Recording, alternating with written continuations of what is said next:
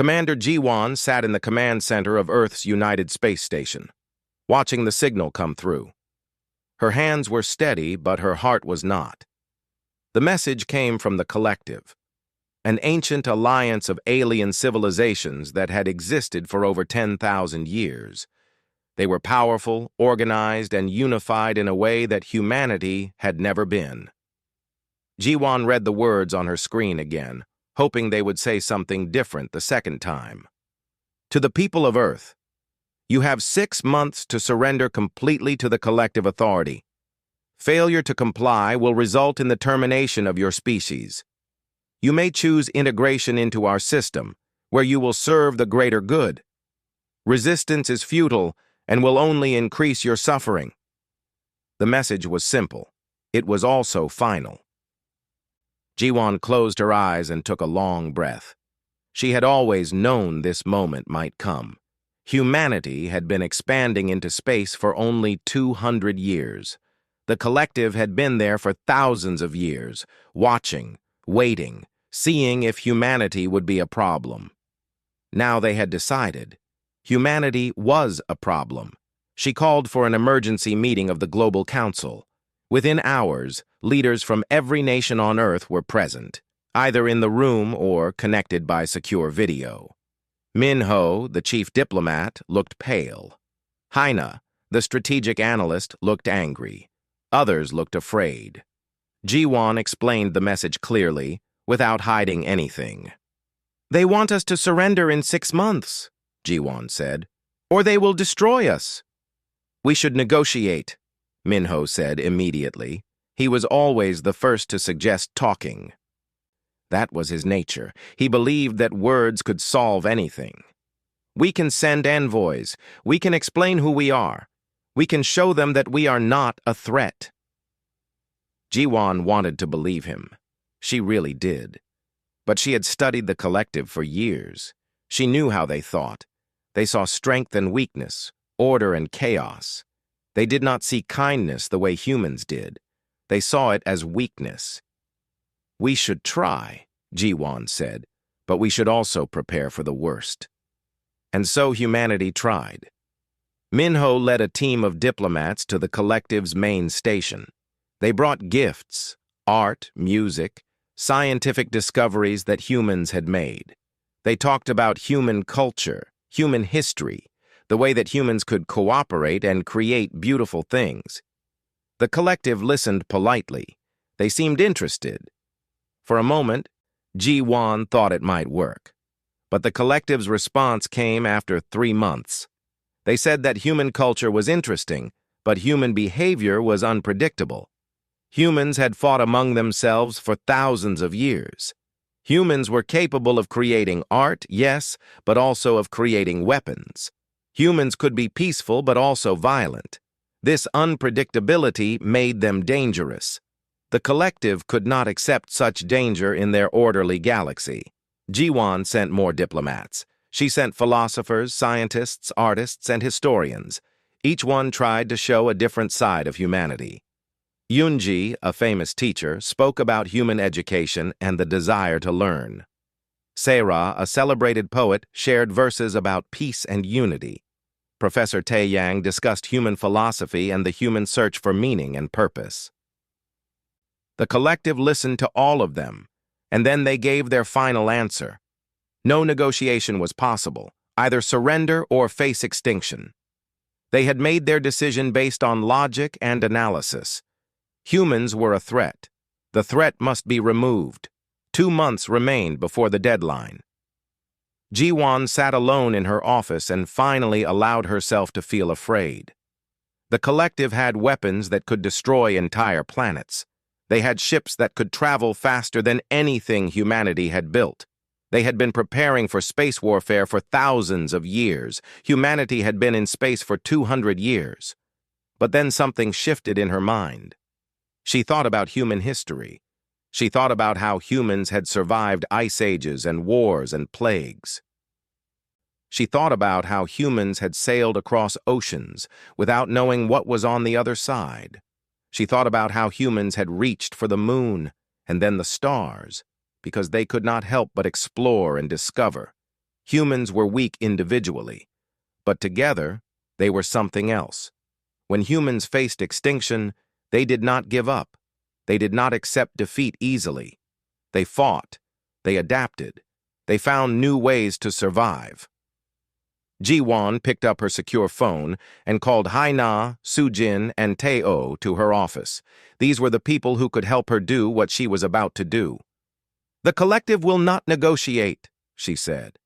"So we will do what humans have always done. We will survive, we will fight, and we will show them that they made the wrong choice." She opened a hidden file on her computer. It was called Protocol Vengeance. It had been created years ago by the previous commanders as a last resort if humanity ever faced complete extinction.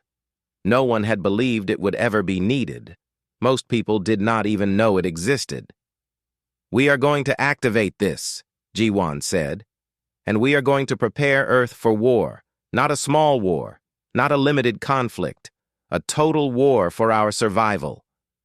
Haina looked at the file and understood what this meant. Soo-jin, the head of weapons research, nodded slowly. Tae-oh, who managed Earth's resources, took a deep breath. "This will change everything," Tae-oh said. "Every factory, every resource, every person. Everything will be dedicated to war." "Yes," Ji-won said, "but we will survive, and we will make sure that the collective understands something important.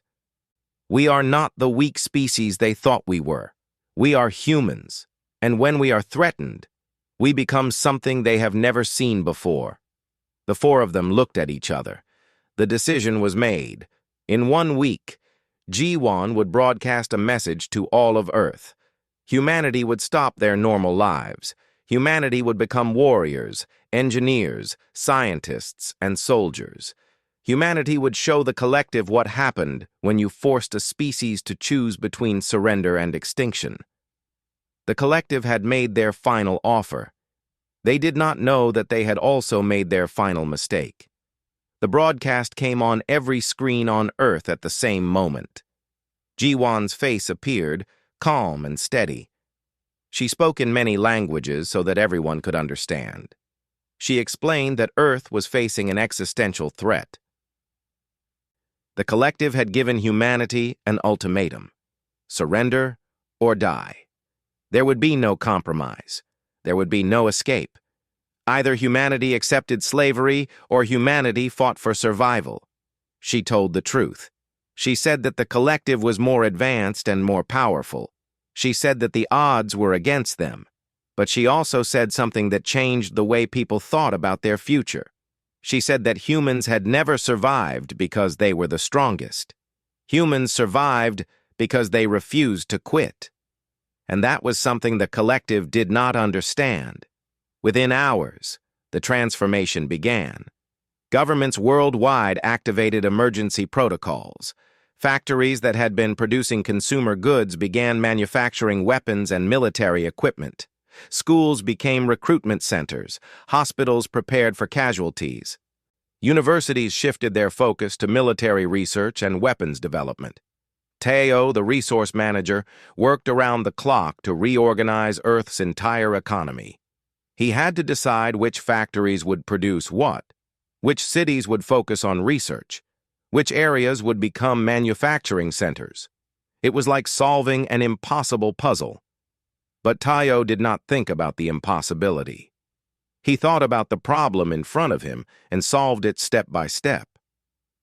Soo-jin, the brilliant scientist, gathered the world's greatest minds in weapons research. She worked in a secret facility hidden under mountains, with teams from every nation working together. Normally, nations kept secrets from each other, but now they shared everything. They shared designs, formulas, and discoveries. Soo-jin created weapons that she had only imagined before. Weapons that could destroy entire ships. Weapons that could penetrate the collective's defenses. Haina, the strategic analyst, began studying the collective's communication patterns. She learned their languages, studied their military movements, analyzed their weaknesses. The collective believed they were perfect in their order and organization. But Haina saw something different. She saw patterns. She saw places where the collective was vulnerable. She saw weaknesses that humans could exploit. Ordinary people responded to the call. Dong-Su worked in a factory that had once produced cars. Now it produced war machines. He worked 16 hours a day, helping to assemble components that would go into space fighters. His hands became rough and scarred, but he did not complain. He knew what was at stake. Yoonji, the teacher, left her classroom and joined the military. She was trained as a pilot and eventually became a fighter pilot. She was not the best pilot in her squadron, but she was the most determined. She flew every mission with the knowledge that she was fighting for her family, for her friends, for every child she had ever taught. Hae-jin, a mother of two, moved her family to an underground shelter as civilian defense preparations began. She worked in a munitions factory, helping to create bullets and explosives. She missed her normal life, but she understood why this was necessary. Her children would not grow up as slaves. They would grow up as free humans. Young Kyung-soo, barely 18 years old, volunteered for the military immediately after hearing Ji-won's speech. He went through rapid training and became a soldier. He was scared, but his fear was not paralyzing. His fear gave him focus. He knew that his training and his courage might be the only thing that kept him alive. The transformation was complete within weeks. Earth became a military machine. Every person knew their role. Every resource was directed toward survival. Factories operated 24 hours a day. Ships were built in space stations that had been converted from peaceful research centers into military construction yards. New weapons were tested constantly. New strategies were developed and refined. But something unexpected happened. As humans worked together toward a single goal, something changed in the way they felt about each other. Nations that had been enemies for centuries now worked side by side. Cultures that had been separate for thousands of years shared resources and knowledge. When humans faced a threat that was greater than any difference between them, they discovered something about themselves. They discovered unity. Teo realized that this unity was as much of a weapon as any physical device. When humans coordinated their efforts, when every person worked for the same goal, the results were incredible. They could produce weapons faster than the collective could destroy them. They could adapt their strategies in hours when the collective took weeks to change their plans. They could innovate continuously, trying new approaches, learning from failures, improving constantly. Soo-jin and her team created something remarkable. They invented hybrid weapons that combined human creativity with the best of stolen collective technology. These weapons were not perfect, but they were effective. More importantly, they could be made quickly and in large quantities. Haina began to understand the collective's true weakness. The collective was strong because they were organized, but that same organization made them rigid. They could not adapt quickly. They could not think in new ways. They believed in their own superiority so strongly that they did not prepare for humans to fight back with effectiveness. Ji-won watched all of this happen from her command center. She saw humanity transform from a peaceful species into something else. She saw builders become warriors. She saw teachers become soldiers. She saw artists become strategists. Humans did not lose their humanity in this transformation. They simply revealed another part of it. The part that could fight, the part that could endure, the part that could sacrifice everything for survival. 6 months after the collective's ultimatum, Earth was ready. Not completely ready. Not perfectly ready, but ready enough. Ready to show the collective that they had made a terrible mistake in underestimating humanity. Ji-won stood in her command center and looked at the star field displayed on her main screen. Somewhere out there, beyond the edge of known space, the collective fleets were moving toward Earth. They expected an easy victory. They expected Earth to either surrender or fall quickly. They had no idea what was coming. They had no idea that humanity had spent the last 6 months transforming itself into something that would shock the entire galaxy. They had no idea that they had awakened something that had been sleeping inside humans for thousands of years. The warrior spirit, the survivor spirit, the part of humanity that said no to extinction and yes to resistance. Jiwan opened a communication channel to all military commanders across Earth and in space. "This is Commander Jiwan," she said. "The time has come. The collective will arrive within days. We will show them what happens when you underestimate humanity. We will show them what we are really capable of. Prepare your ships, prepare your weapons, prepare your hearts. Earth will survive, humanity will survive." The response came back from thousands of soldiers and pilots and crew members, all across the solar system. They were ready. They had trained. They had prepared. Now they would fight. The first battle began on a cold day in space, far from any planet, in the darkness between the stars. The collective's fleet appeared suddenly, moving through space with precision and formation. They were beautiful in a way, perfect and ordered. Thousands of ships arranged in mathematical patterns, each one identical to the others. They looked invincible. Yunji piloted her small fighter toward the enemy formation. She was terrified and brave at the same time. Her hands were steady on the controls, but her heart was racing. She had trained for months for this moment, but training was not the same as the real thing. Around her, hundreds of other human pilots moved their ships into position. They had no advantage in firepower. They had no advantage in technology, but they had something else. They had nothing to lose. The collective's ships opened fire first. Energy weapons lit up the darkness. Human ships exploded. Yunji watched 3 friendly ships disappear in brilliant flashes of light. She felt the loss deeply, as if she knew every pilot personally. Maybe she did know some of them. The human military was not very large. Everyone knew someone who had just died, but there was no time to grieve. The human ships fired back. Their weapons were inferior to the collective's, but they were fired with purpose and accuracy. Haina's strategy was working. Instead of attacking the collective ships head-on, where they were strongest, the human pilots attacked from unexpected angles. They hit weak points that Haina had identified in her analysis. Shield generators, communication systems, engine components. The first collective ship was destroyed by a group of human fighters working together. It was not a large ship. It was not one of the main battle cruisers. But it was a collective ship, and humans had destroyed it. A cheer went through the human communication channels. For the first time, the impossible seemed possible. Jiwan watched the battle from her command center on Earth. Screens showed the action happening millions of kilometers away. The data came through communication signals, translated into images that her team could understand. She saw the battle play out in real time, and she saw something that shocked her. The collective was not adapting. They were fighting the same way, using the same tactics, expecting the same results.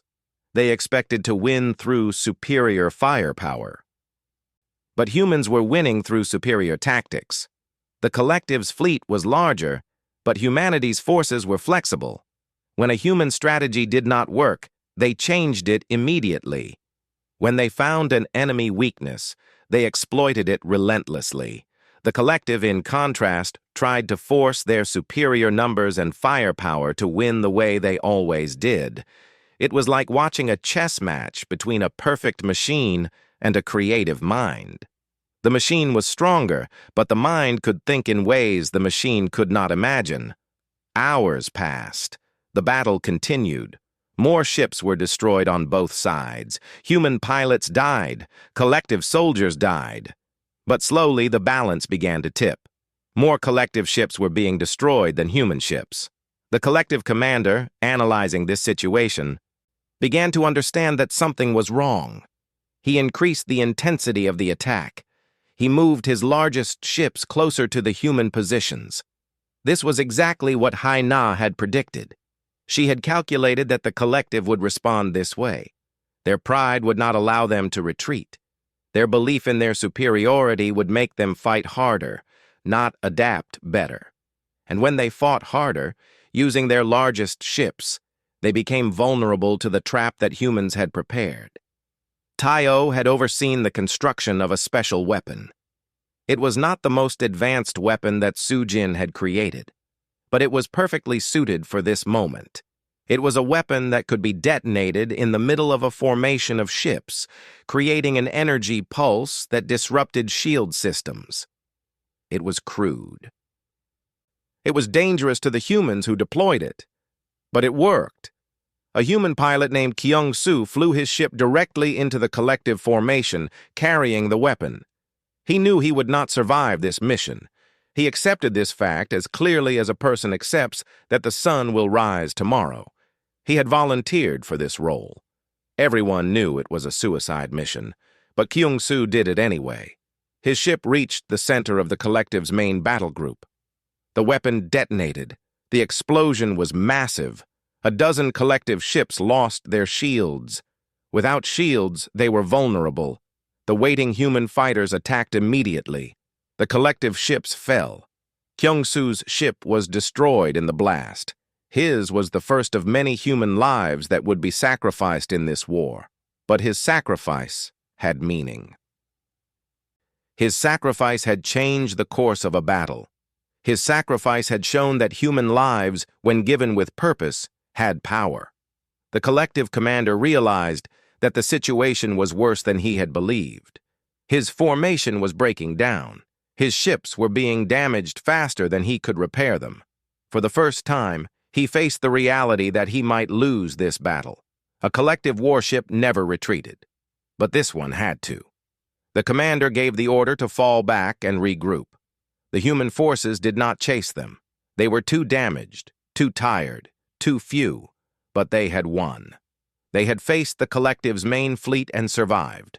More than survived. They had won. Ji-won watched the reports come in. Casualty numbers, ship losses, resource expenditure. The victory was real, but it had been expensive. So many humans had died. Yoon-ji had survived, but she wept for the pilots she had known who had not. Kyung-soo had saved the battle, but he was gone. Hyena celebrated the victory while calculating the cost. The collective's next message came through within hours. It was no longer an ultimatum. It was a request for negotiation. They wanted to discuss terms. They wanted to understand how humans had defeated them. But Ji-won did not respond to the request for negotiation. Instead, she composed a message that would change everything. She sent it to every corner of the galaxy. She sent it to every civilization, every species, every entity that could receive communication. She sent it in every language she could translate it into. This is Commander Ji-won of Earth. We tried peace. The collective did not accept peace, so we showed them what we truly are. We are humans. We are creative. We are adaptable. We are determined. We are willing to sacrifice everything to survive, and we have just defeated the collective's fleet. Let the galaxy know that a new force has arrived, and we are only beginning to show our true power. The message echoed across space. The galaxy listened, and everything changed.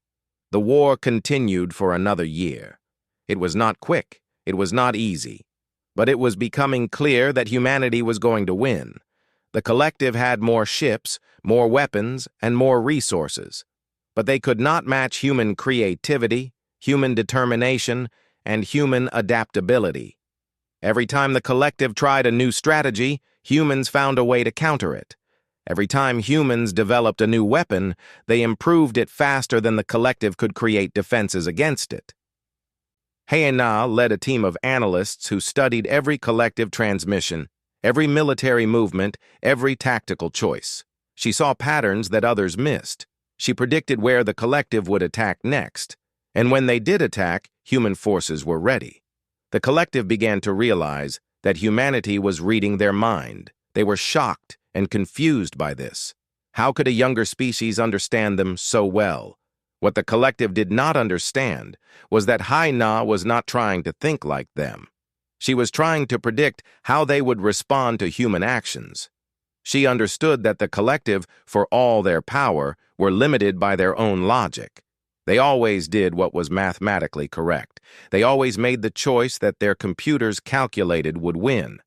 Haina calculated what they would calculate, and then she prepared a response to that response. Su Jin's team, meanwhile, was creating weapons that seemed to appear from nothing.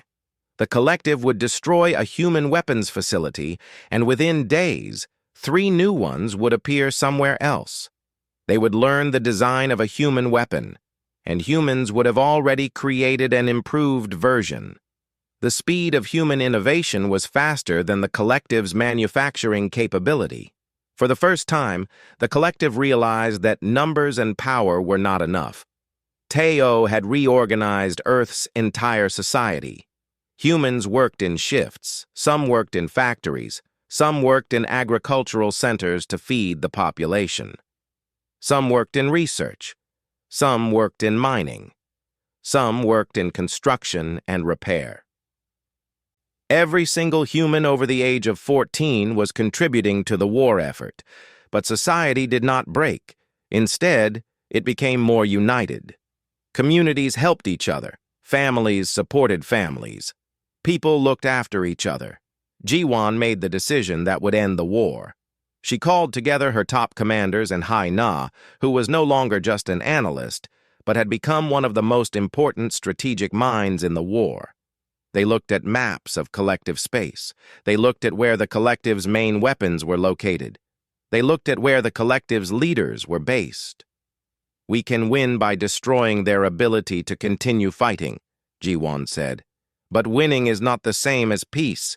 We need to deliver a message. A final message that the galaxy will understand." Haina looked at the maps and understood what Jiwon was suggesting. "You want to attack their command center," Haina said. "You want to strike at the heart of the collective." "Yes," Jiwon said, "but we will do something else at the same time. We will broadcast a message to the entire galaxy, not a message of war, a message about what humans really are." They prepared the final assault. The best human commanders were chosen. The newest and most powerful human weapons were gathered. A fleet was assembled. But before they attacked, Jiwon, Haina, and Su Jin worked together on something different. They worked on a message. Sarah, the poet who had become a communications specialist, helped write it. She worked with philosophers, with military strategists, with ordinary humans who had lived through the war and survived. Together, they crafted a message that would explain to the galaxy what humans were. The message began with the truth. Humans had not wanted this war. Humans had offered peace. Humans had tried every way to avoid conflict. But when facing extinction, humans had chosen to fight. And when fighting, humans had proven themselves to be something unexpected. The message then described human history. It told the story of how humans had survived on a planet full of danger, how humans had learned to cooperate and create civilization, how humans had built art and music and literature, how humans had explored and discovered and created new knowledge, how humans had suffered and endured and grown stronger from their suffering. The message explained that humans were not perfect.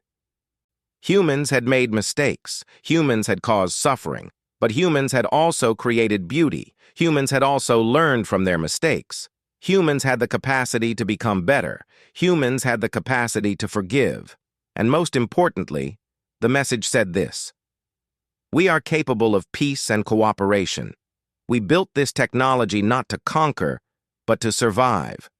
We create not to destroy, but because creation is part of what we are. We fight not because we love war, but because we love life. And now the collective will understand that underestimating us was a mistake. We are willing to show mercy, but we will also show strength. We will show that we are not a species to be enslaved or destroyed. We are a species to be respected. We are humans." On the day of the final assault, the human fleet approached the collective's main command center. The collective's defenses were strong, but humans had learned how to break through them. The battle was intense, but swift. The collective's commander realized that he had lost. He sent a transmission to G1. "You have defeated us," he said. "What do you want from us?" G1 looked at the message. She thought about all the humans who had died. She thought about Kyung-soo, who had given his life in the first major battle. She thought about Yoon-ji, who had lost so many friends. She thought about Tayo and Soo-jin and Haina, who had worked without rest to make this victory possible. "We want you to understand something," Ji-won replied. "We are not your enemies. We are a new species in the galaxy. We are capable of great things. We are capable of terrible things. And now, the choice is yours. Will you treat us as equals? Will you accept us as a species worthy of respect? Or will you continue to see us as a threat?" The collective commander was silent for a long moment. Then he responded, "We will accept your terms.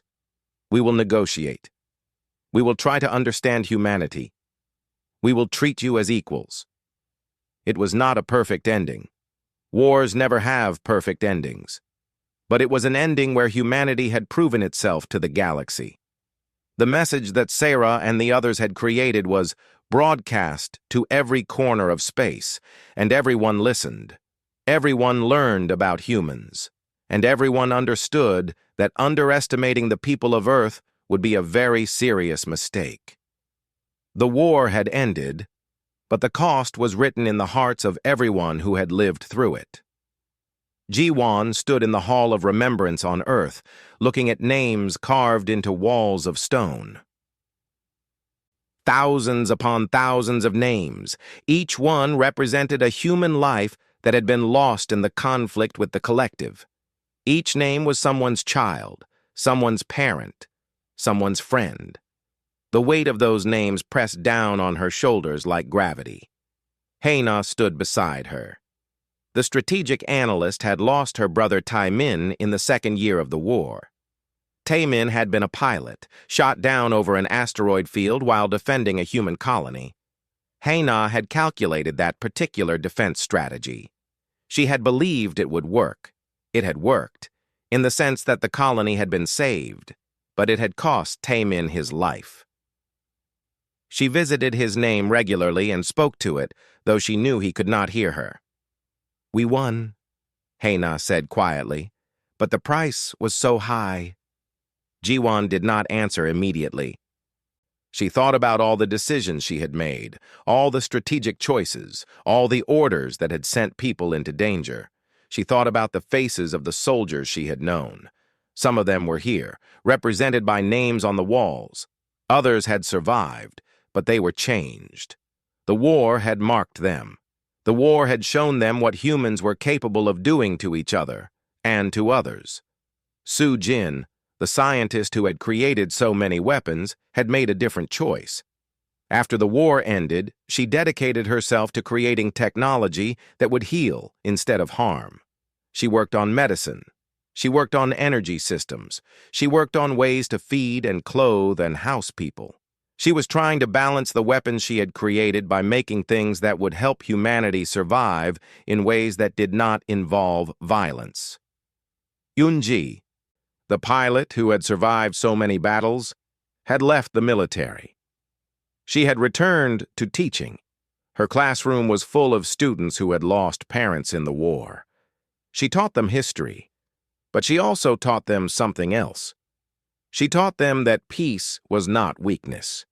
She taught them that strength without compassion was tyranny. She taught them that humans were capable of both creation and destruction, and they had to choose which one to become. Kyung-soo had been given a ceremony that was broadcast across the entire galaxy. His sacrifice in the first major battle had saved thousands of lives. He had become a symbol of human determination and willingness to give everything for what they believed in. But to Ji-won, he was just a young man who had given his life, a young man who had wanted to live, but had understood that some things were more important than individual life. Tae-oh worked on reconstruction. After the war, much of Earth had been damaged by collective weapons and by human military operations. Colonies in space had been destroyed, Ships had been lost. Infrastructure had been damaged. But Teo believed that this was an opportunity. He believed that humanity could rebuild better than it had been before. He could create cities that were more efficient. He could create systems that were more fair. He could create a future that was better than the past. Hyejin, who had worked in a munitions factory, watched her children grow up in a world where war was no longer an immediate threat. She had never wanted to work in a weapons factory, but she had done it because her children needed to survive. Now, she wanted to help them forget the war. She wanted them to grow up thinking about peace, not about conflict. The collective had fragmented after their defeat. Different groups had broken away. Some had tried to negotiate with humanity. Some had sought alliances with other species. Some had disappeared into the outer reaches of space, avoiding contact with humans and other civilizations. But the unified collective, as it had existed, was gone. Jiwon's victory had been complete, but the world after victory was complicated and painful. Delegations from across the galaxy began to arrive on Earth. Some came to study human military strategy.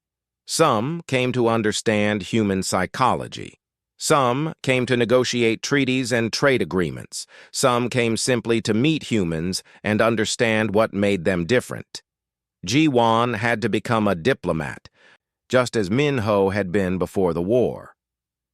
But her diplomacy was backed by military strength. No one underestimated humans anymore. No one believed that humans could be easily conquered or enslaved. Humans had proven themselves through strength, and now that proof allowed them to negotiate from a position of equality. Minho, the original diplomat who had tried so hard to achieve peace through negotiation, watched all of this and felt both vindication and sorrow. He had been right that humans could achieve great things through diplomacy, but it had taken war to make other species willing to listen to that diplomacy. Humans had to become warriors before they could truly be heard as voices of peace. The economic systems of Earth were transformed. During the war, everything had been dedicated to military production. Now, humans had to rebuild their civilian economy. Factory workers returned to making consumer goods. Scientists returned to pure research that was not focused on weapons. Artists and musicians and writers returned to creating art.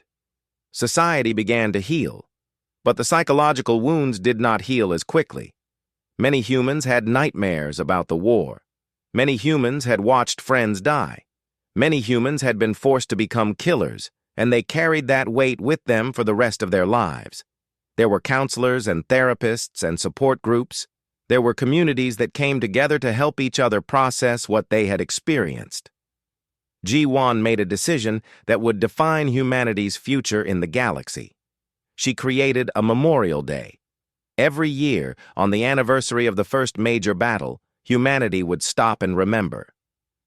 They would remember those who had died. They would remember the cost of peace earned through war. They would remember the sacrifice. And they would remember that humans had the capacity for both violence and compassion, and it was their choice which one to express. She established a new Galactic Institute for Peaceful Conflict Resolution. The institute would study how species could avoid wars like the one with the collective. It would teach diplomacy and negotiation. It would promote understanding between different species. In a way, Minho would finally get the opportunity he had always wanted. Humans would become peacemakers for the galaxy, but only because they had proven they could be warriors when necessary. Heina wrote a book about the war. She did not try to glorify it or make it sound noble. She wrote honestly about the fear and the pain and the loss, but she also wrote about human courage and human determination. She wrote about how humans had adapted and overcome impossible odds. She wrote about how ordinary people had done extraordinary things. Sarah wrote poetry about the war, about peace, about the cost and the rewards of survival. Her words touched something deep in the human heart. They reminded people why they had fought. They reminded people what they were fighting for. In the years after the war, humans began to expand into the galaxy in a new way. Not as conquerors, but as explorers. Not as invaders, but as participants. Humans built relationships with other species. Humans learned new technologies. Humans taught what they had learned. Slowly, very slowly, the wounds of war began to heal. But the scar remained. Humans would never forget what they were capable of when they faced extinction. And the galaxy would never forget that humans, this young species that had only recently entered space, had defeated the ancient and powerful collective. The message was clear. Underestimate humans at your peril, but treat them as equals, and they will be the best partners you could have.